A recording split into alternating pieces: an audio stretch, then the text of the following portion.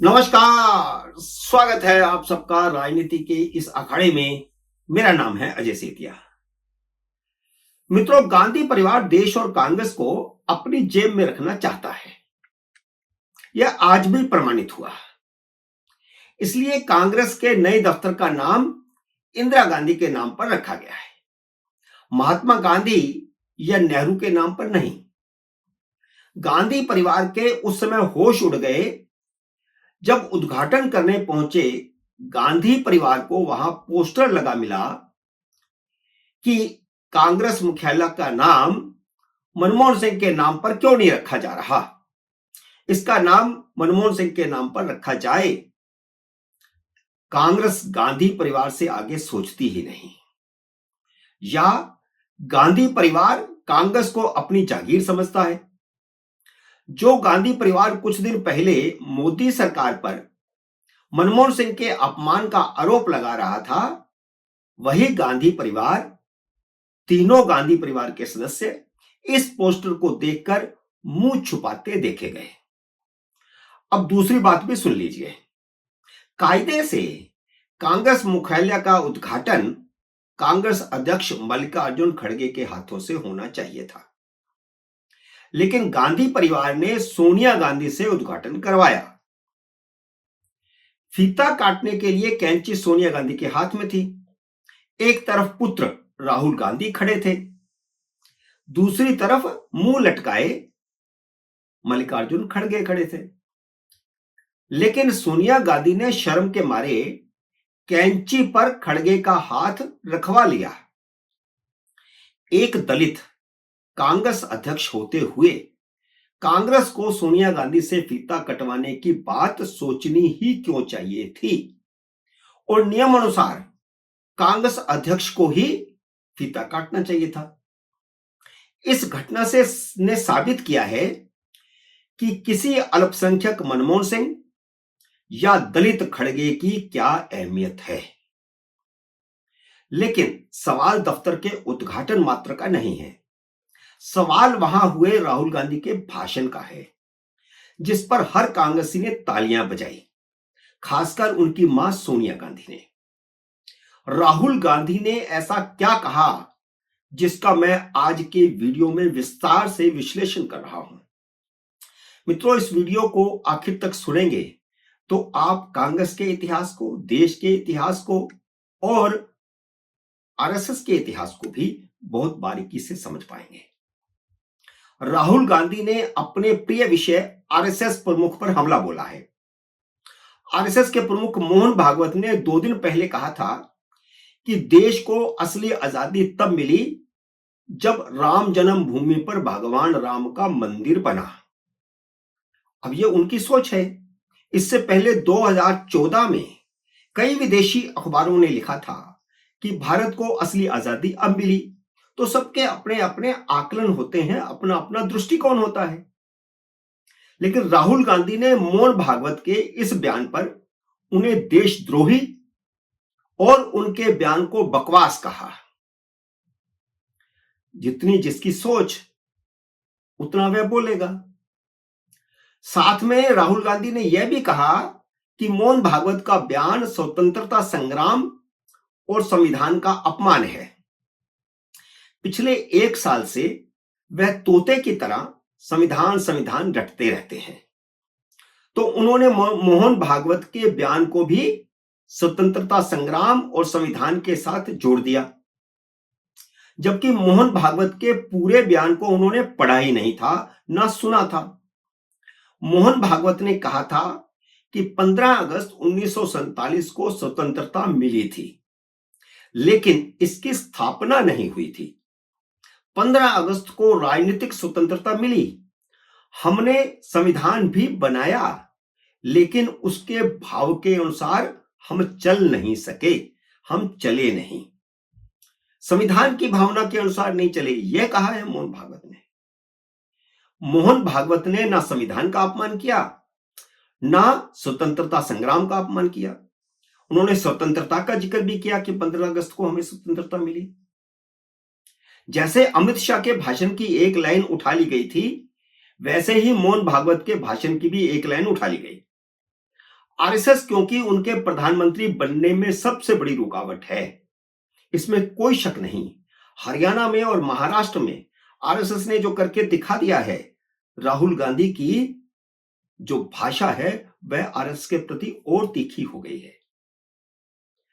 राहुल गांधी जब तक देश की आत्मा को समझेंगे नहीं, तब तक प्रधानमंत्री नहीं बन सकते। असल में देश के बारे में राहुल गांधी का ज्ञान 1947 से शुरू होता है और वहीं पर ही खत्म होता है। कांग्रेस का एक तबका यह शुरू से मानता रहा है कि देश का निर्माण 1947 को हुआ। जो कम्युनिस्टों से प्रभावित लोग थे कांग्रेस के, वे सब ऐसा ही मानते रहे हैं। उससे पहले भारत नाम का कोई देश नहीं था, यह भी कहते रहे हैं।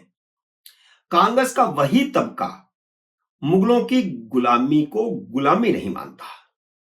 कांग्रेस सिर्फ 1608 से देश की गुलामी मानती है, जब अंग्रेज भारत में आए थे, और ऐसा मानने वालों ने राहुल गांधी पर बहुत प्रभाव छोड़ा है। जब अंग्रेज भारत में आए तभी देश गुलाम हुआ, तो इसका मतलब है कि देश तो पहले था। फिर यह क्यों कहते हो कि भारत नाम का कोई देश नहीं था? ज्यादातर कम्युनिस्ट इतिहासकार भी मुगल काल को गुलामी का काल नहीं मानते, और वही इतिहास कम्युनिस्टों का लिखा हुआ हमें पढ़ाया गया है। जबकि राष्ट्रीय स्वयंसेवक संघ उस दिन से गुलामी मानता है जिस दिन से अरबों, तुर्कों और मुगलों ने भारत पर कब्जा करना शुरू किया, हमला करके जीता। इसलिए यह विचारधारा की लड़ाई है जो 1947 में बंटवारे से शुरू होती है।